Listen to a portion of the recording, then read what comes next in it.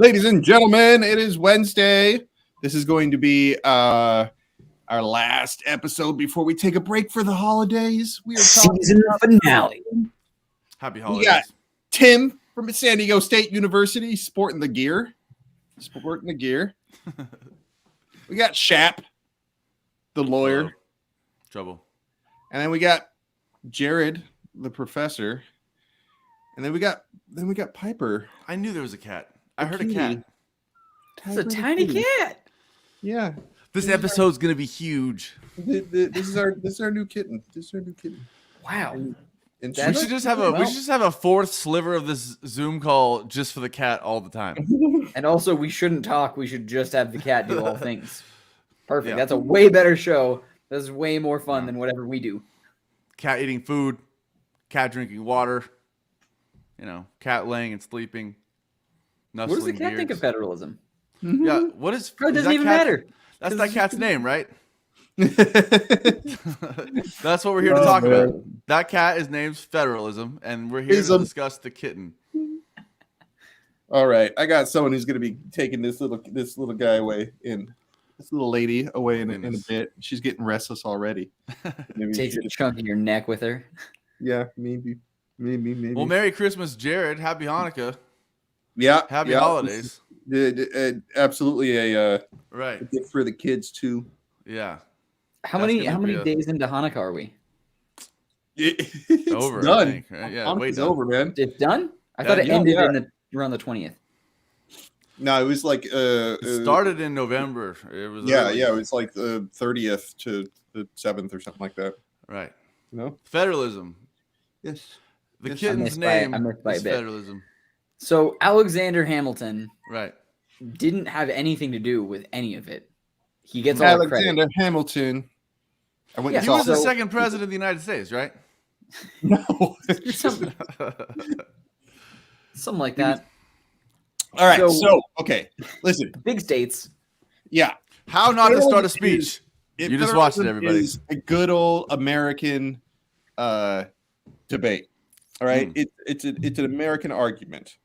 So when you've got a big federal policy that we say the USFG will do this thing, United States federal government will do this thing. Yeah. It's a pretty solid counterplan to instead say, the states do this thing, right? Yeah. Like, let's go over the history a bit, though, right? Like, okay, so we had a Revolutionary War, 1776, and then we allegedly. So what was put into place was the Articles of Confederation. And then the Articles of Confederation were not incredibly, strong, useful. We were kind of, falling apart at the seams there. Hello. Not to be confused with Confederacy. Different articles. And so that's where Hamilton came in, and he proposed a stronger central government, but one that still balanced states' rights. And then there was this whole big old debate about it. There was a constitutional convention. They had they wrote the Federalist and Anti-Federalist papers, and the divisions that we see in the United States are still kind of based upon the stuff that started with that. Right. Like the North and the South. It's a useful one. It's not just like, I like this policy, therefore I am red or blue. I like that Federalist arguments can just be a discussion of like, no, big government doesn't do a good job of explaining how this happens, or like they don't do a good job of managing this, versus like, no, the federal government makes better choices than individual states. So, I like local politics kind of thing. I think that goes really well. And it's fun because this is a topic where the subject matter of the policy, which likely will have nothing to do with federalism. By the way, this is the dumbest topic we've ever talked about. No. Listen. Listen. The subject matter will be the environment, building a dam, building a road to Reno, something. And then you can discuss whether local or federal is more advantageous per that plan. So I mean, for instance, if you said California should launch to space, you'd be like, no, like we should use the United States federal government to do that. They already have that whole capability laid out. Whereas if someone said the United States federal government should go to Mars, it would be almost insane to say, California. No, New Mexico should be in charge of that. Right. So I'm just trying to illustrate. That's an extreme example of which I would never run federalism. If someone said the United States federal government should go to Mars, and then you say that California should, that'd be kind of crazy. But my point is just highlighting the fact that it's so case or plan specific. Like certain things are much more easily argued, whereas some things maybe you're walking into a bad idea. I mean, I don't know. Maybe that's an arguable bad idea. So the Constitution is only explicit about a few things that are just the federal government's responsibility, right? Right. So immigration only, is one exclusively. right? But yes. That does not come down to whatever state touches another country. It is the federal government's job to decide, that. So international travel.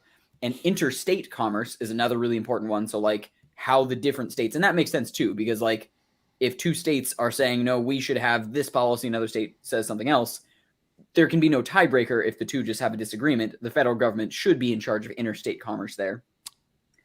Well said, I know Tim. military engagement comes to be another one. Yep. Right? Because like they don't want individual states having their own military. Declaring war. I mean, there's like, yeah. International relations. I don't know of any others. Like there may be some, but I don't remember in government classes. I don't remember there being any other explicit, in the Constitution at least, explicit powers that the federal government controlled that the states could not. And that's where the Ninth Amendment comes in and is like anything that the federal government did not claim in this big old end user license agreement goes to the states. There are 1 million law school students who can all hate me right now that I don't know the enumerated powers of the federal government off the top of my head after a couple of years. But there are definitely exclusive rights. And what we're kind of talking about is if you were to say California should go invade North Korea, for instance, or something like that. Again, this is one of those things where there are certain rights that are exclusively the federal government. So you're running into the Constitution, and your plan has to be amending the Constitution if you want to make certain plans run that are exclusive powers of the federal government. But there's a big, huge gray area where like the federal government doesn't have to provide for highway funding, but they do.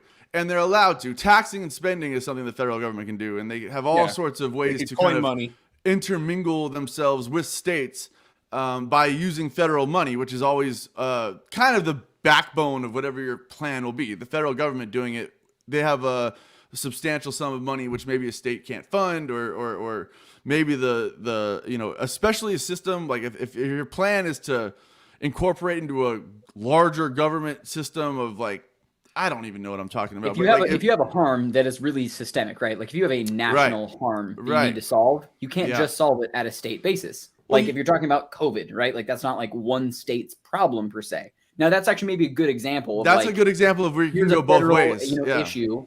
Should the federal government, regulate this? Yeah. And it is currently a really hot debate of states like, no, we know what's best for our own state. Let the states handle it. Right. And then you have other people saying like, well, some states are mishandling it.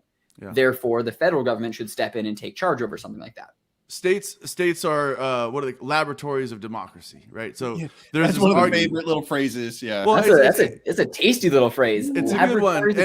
And so they're supposed to be diverse. There's supposed to be differences. Okay, that it's built into the United States system. I don't want to say the federal system right now, just because it's kind of a very term of art in this context, but.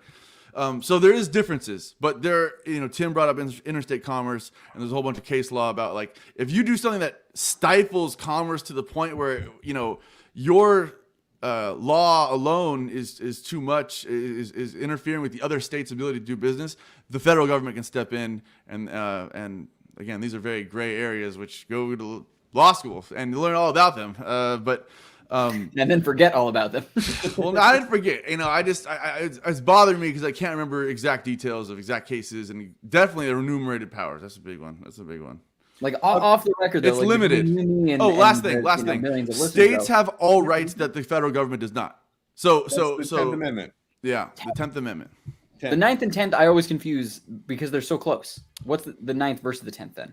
I'm gonna have to Google this after. Well, you see, if you count on all of your fingers, and let's hope you have all your fingers, if you take your thumb away, you're at 9, and if you put your thumb back up, it's 10. That's the main difference. Oh, okay, cool. That makes sense. it's more about like the people, right? And so like and so I don't know. Yeah, they do kind of overlap a lot. No, I don't have the text in front of me, but 10th Amendment, I'm pretty sure is Oh, any okay. rights. Yeah, the 9th Amendment is granting to the people those powers that are not enumerated. Okay. Yeah. Oh, that one doesn't matter. So one of the some of the topics that you so how can you use first off, a lot of people call federalism FISM in debate just because they like shortening, abbreviating things, right? Right. How can you use it in a debate? Now, the times where I have found it is most useful on a theory basis is having a counter plan in your back pocket ready to go at any time. Now, this usually happens when you don't know what the hell else to do, right? Like, so if you are struggling, it's a policy round. The resolution is a federal law. Mm-hmm. You're like, what the hell am I going to say in response to this thing? You're like, well, I can just do federalism. And basically all you're saying is that your plan is a fine idea, but it's just not a good idea on a federal level. It's much better on a state level. Now, some of the best topics to do that on are like education policy. Mm-hmm. All right, because education is one of the tried and true sort of state domains of policy. And it makes a whole lot of sense as to why, because educational standards across a big, giant country like the United States would be, it's kind of a little unwieldy, and the opinions that determine what is, legit and not legit as far as like what gets into, schools and stuff like that, is way more regional, right? You know what I mean? Like what constitutes good literature? You know what I mean? Like what are we going to teach in our lit classes and things like that? Having that being dictated from Washington, D.C. probably doesn't sit too well. But, it's like, what should the federal interest rates be? Makes more sense type of thing. So that's what, and so now when you come to the counter plan, it becomes a little tricky because what's the plan text, right? How do you set up? You steal it and you say California should do it, or you go the other way. I mean, that's, I don't mean to sound crude. I want to say, Jared, I know everyone's listening. 7 million people, I can't believe, are all listening right now. Federalism does in itself mean the federal government should be doing it. Isn't that correct? What federalism is a way of talking about strong central government. Like, no, I know, but outside of the context of debate, like if you are a Federalist, you believe that a strong. If you are a Federalist, sure, right. So, which by the way, was a party. It was a party a long time ago, I think. But a political party. But but my point is, and what Jared's with the back pocket, in certain cases, it's really smart to know that no matter what happens, maybe you only have a small disadvantage on, their plan. You can also use this thing that just says, hey, you know what? It'd be better if the state did it, or if they're running, California should do something. It'd be better that the federal government should do it. And to Jared's point, what do you use for plan text? You literally, and it sounds crazy. You just take everything they just said, like, yeah, that's what they said, but the federal government should do it. Or vice versa. What they just said, but California should do it. And then you do need to place some argument and evidence, logic, whatever you could think of, as to why either the federal government would be advantageous to do so, or vice versa, why California, or I say California because I live here, but wherever you are or whatever state the dam is being built, or infrastructure comes to mind right now because it's big in bills and stuff. So there might be good arguments saying, yeah, like, look at the federal government, they allow these pipelines and all these collateral damage hits. We should let localities decide. On the flip side, if you do have a pipeline that's crossing 15 states, you probably have a great argument as to why the federal government should be doing it, because it goes beyond, right? Like, it goes beyond any state, or it goes international, then it almost has to be. But we're just talking quickly. Hopefully you're all digesting this. It goes both ways, and understand that, a Federalist perspective from the political party perspective means federal government good. They let the federal government do it. That was a lot. Yeah. All right. So sometimes when I was doing the plan, the counter plan text, I would straight up say, a compact of 50 states will insert plan text. That is the dumbest. I wish you said that to me. I'd be like, oh, you mean like Congress? You mean like what this federal system is? That's hilarious, though. If someone's like, oh, that sounds like a good idea. What do I do? This is where, like, just relax. Like, what did he just say? 50 states have to decide on what to do. They need to vote? Or do they do, like, a battle of combat? Yeah. They all send an orphan from their most horrible situation and then, send them into battle? Is that what they're going to do, Jared? All right. No, I will not. I will not chill. Yeah. I kind of welcomed the fiat debate in that situation because usually they were doing quite a bit of fiat themselves. You know what I mean? It's kind of like they're all like stuff that ain't gonna happen. We out here fiat in a policy though. Like that's like, I mean, yes, it is, 528 senators or whatever, like, or 38. So you have like all the Congress people together. Theoretically, I suppose that's a lot of fiat, and then like the president to sign. So like you have a lot of individual people doing a thing, but you still have to accomplish some plan. And so I guess you can just say like that's a normal means kind of situation of like, well, we're just doing one thing, and it's one body, which is the federal body, which is still a lot of people. Which is a well-funded body. Seems more like a big, fat, over-the-top fiat abuse to say 50 different states are all going to agree on this same thing. Like that starts to feel like you're venturing into like hearts and minds almost. Unless you're doing normal means of Congress. Yeah. So it wasn't. Yeah, it's true. It does seem self-defeating right there, right? I still welcome the sort of variations that might pop up amongst the policies. I'm like, you're absolutely right. There's no way that you can coordinate all 50 of them to pass the exact same thing. But I'm going to say that even with the variations that you'll have between them, it is better than a one size fits all within a single top-down approach, right? And that's at the heart of federalism. Federalism is kind of like, we don't like top-down approaches. We want bottom-up approaches. And I would be pointing to like pre-existing bodies that actually do stuff like compacts like this. Like ALEC is one of those sort of conservative. ALEC? Isn't that like one of those organizations? Bilderberg? Yeah. In human form? I suppose you could probably actually... Yeah, like there's maybe just some math argument to be had there. Like, all right, we're going to fiat 300 plus Congress people. Like, you need like close to 300 of those suckers to get something to pass. And the president to actually make something happen versus you could say like 50 executive orders passed at the same time. Like, hey, I'm fiating fewer people than you are. Yeah. Like, And a reminder, by the way, when the whole government is working against you in a politics DA, meaning if someone actually got down to the math saying the senators would never vote that way, you go, hey, in 10 years, we're going to do this. And, it's gonna be good. And then they go, you can't speak to what's going to happen in 10 years. But like, okay, so ALEC is the American Legislative Exchange Council. And all they do is go between the states and try to get states-based legislation. It's like a state of companies who've created their own state. They're made of money instead of land. And hey. Allegedly. People, all right? Allegedly.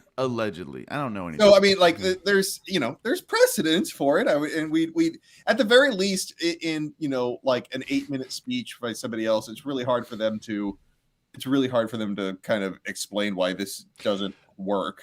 You know what I mean? But I liked it for the for like when Obamacare was around. I'm like, it'd probably be a lot better if these things were managed on a state level than if it was managed on a national level. And if some of the state-based like exchanges kind of proved that, you know what I mean? It's like the state websites were better than the federal website that crashed several times. That's right. There's a huge argument also for minimum wage, right? Like I know that there's a federal minimum wage, and the federal minimum wage is like this bottom threshold, and the whole not dispute, but you can't.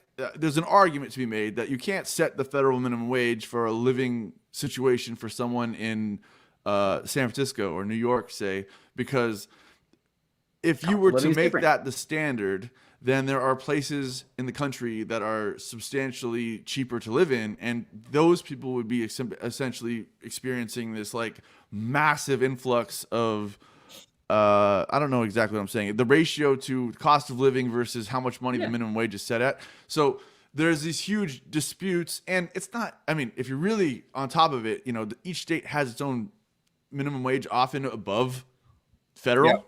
So that does kind of balance each other out if you do a little bit of research. Some states, but don't though, and there is a federal threshold that, you know, most practically speaking, if you don't know where to find it, look at your job, and there's probably a thing somewhere on the wall that says how much federal is and how much state is, and it's in big bold letters. Otherwise, go on the internet where you're watching this now. Minimum wage, like, is it's not like there's no answers to it, you know what I mean? But saying that, like, one of the arguments that you can actually use is saying that the states are actually proving how federalism works when you look at minimum wage, where it's like the federal minimum wage hasn't really helped anybody out, and the states stepped up. Like, you know, I'm here in Long Beach, and I think we're at like 13. We might be at 15 already. I think I forget, but I think it's probably higher than Seattle. Like, just stepped out, like, and that was at a city level. It wasn't even like the state of Washington. It was like Seattle just straight came out and were like, flag in the ground, 15. We're not budging. Like, cool. So that was a long time ago, kind of, right? Right. That was not recently. So we've talked about education. We talked about minimum wage. I think is a really good one. Another one that I love federalism for is energy, because when you're changing energy policy, not many states have the ability to do wave power stuff, right? Because they don't have coastline, or some states just it's not feasible to do solar because they're not super sunny. Like, so that's something that is extremely regionally focused that you're not even likely to step on any toes there. It's just like, this makes more sense to be managed differently. In Matt, I haven't heard from you in a long time. In the same breath, now that Tim brings it up, in the same breath, and I am not calling out Texas, I'm just saying there's also evidence that I think you could look to in energy where you could say maybe there's advantages to having a federal system, which is new. It doesn't exist. I mean, but at least it doesn't exist federally. There might be states that have compacts that Jared was talking about. I don't know. But in Texas recently, the last couple of years, there's been like these crazy power outages, and there's some, you know, elements of just giant capitalist pigs eating a bunch of money at the top of it that charge $20,000 for people to run their heaters. And, you know, there's some good stuff out there where you could probably run a really good federalism argument on what Tim just said, even though you're right, Tim. There is locality elements to energy, like waves and desert sun and wind and whatever else, water power. You know, you need a Mississippi River to run the whole state on water power. So, sure. Done. So, what are the advantages to doing a federal versus a sort of less than federal, like a state-based one? So, like, from the state's perspective, one thing would be sort of leveraging your risk. Okay. And so what I mean by that is if you have let's take a look at like the healthcare policy, right? So right now, Obamacare is on a federal level. And so now it becomes this target for anybody that doesn't like Obamacare, and they've been chipping away at it for a bunch of years. Like, you know, getting I mean, like, there's been a whole bunch of rulings and modifications to it where it's reducing the ability for it to be self-sustaining. Like, you know what I mean? Like saying that, like the mandate, right, to purchase insurance is no longer there. Now and so what that does is make it so if that falls, it falls for everyone. Right. It's like if people that hate Obamacare are successful, they can get rid of it for everyone. Right.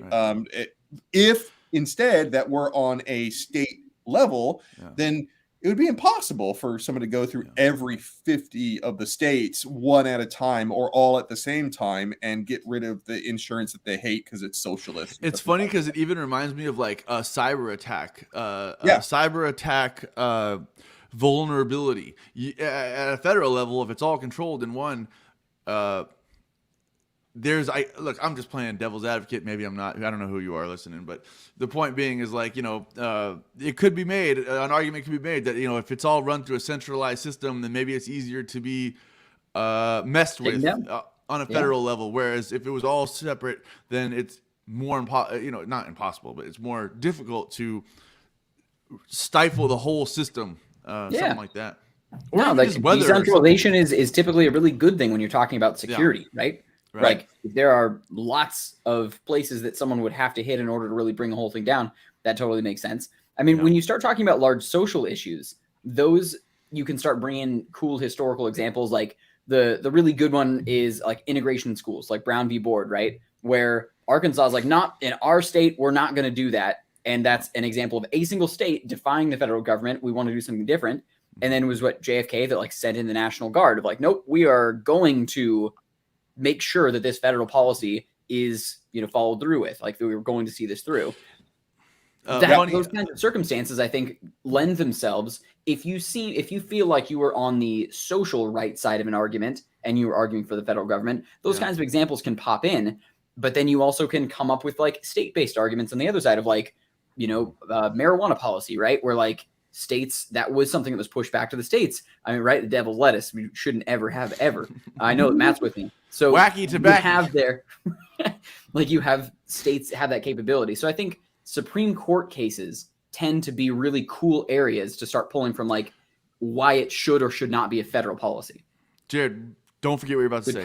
Don't forget what you're about to say, Jared. Don't forget what you're about to say. Quick tie back to what Tim was saying about interstate commerce, that term, interstate commerce. A lot of civil rights cases were brought of all reasons through interstate commerce, like people not letting you stay in hotels and things like that. The way they were able to get it into a Supreme Court venue is by saying, this is affecting the people's ability to travel interstate. And that was how they got if you look into the laws, like so many of the laws get brought to the Supreme Court through interstate commerce, which is such a dry, boring thing to say, but interesting thought. Jared, please. Yeah, that though does bring up the drawbacks to federalism, right? Whereas federalism is oftentimes used as a shield for just, suppressing people's rights. I mean, I remember when I was a kid, I still believed that the Civil War was an issue of states' rights and not slavery, which is just absolutely wrong. Like, it's like people declared war and wrote in their freaking declarations in their constitution, this war is about slavery, but the state right of having the state right that they're talking about was slavery. Slavery, yeah. That's the trick. So that use of federalism is also, and that's like probably the most extreme example of it, but like not by a whole lot. You know what I mean? There's like a whole bunch of other things that were very much about. It's like, no, we want white people to be privileged by their, by these laws, and we're not going to let the federal government take that away from people. You know what I mean? Or from our people. And so like, you got to be really careful about that stuff. It's like when we're talking about education, right? Education is one of the really, really important things about upward mobility, and like desegregation is one of those issues. And so what we were talking about before about is like, oh, you could run federalism on, education policies all the time. It's like, be careful about that. Picking when. In a breath of optimism at the end of this episode, with the kitten to start and the holiday ending and the break and all this, I'm going to say this. This is an opinion. This is my opinion. Look, the system is kind of working, all right, and the states are laboratories of democracy, and all kinds of crazy things and pieces of legislation get pushed through the states, and some of them get so accepted so quickly that they get pushed to the federal government and they get created. And things like the integration of schools and things like that, the good policies that are still very much part of the fabric of our society today are there because some state did it first, and the federal government did have this tension, and now it's there, and maybe it didn't. Maybe it's streamlined through, and there's backlash, and there's all kinds. And you could argue, maybe not in the certain context I'm talking about, that backlash is good, or maybe in that context too. Long story short, these are the federalism arguments, and it's kind of a cool historical concept. And happy holidays. And Jared, finish them off, Jared. I think, federalism is all about how you divide up power, especially amongst the most powerful country in the world, right? Because having more and more power consolidated in fewer hands, frightens Scary. people. Yeah, and it creates instability. It creates the potential for corruption. Right. And whereas you still have the potential for corruption on states levels, they can't, like, because there's 50 of them, like a single one being corrupt, which there are, can't bring down the entire system all by itself. You know what I mean? And so, that's about it, really. So I think we came to the final conclusion: decentralization is good. Buy Bitcoin. Like I follow. Right. I follow. Yeah. Join a militia. You know what I mean? Yeah. Decentralization is good, except for when you're defining who is a person. All right. There should be one central definition about who people are, who counts as people. All right. That's usually where things go wrong. Hey, happy holidays, everybody. And be safe with your families and what else? Just enjoy yourselves for 5-10 minutes of every day, because they are running out and we are all going to die. So. On that cheery, jolly note. Happy Enjoy Festivus, yourselves. everybody. All right. The rest of us. See you later. We are Tim, Matt, Jared. We'll see you when we get back next year. All right. Next year. Starting. Yeah, see us. We're next year over there. I can see it already. Adios.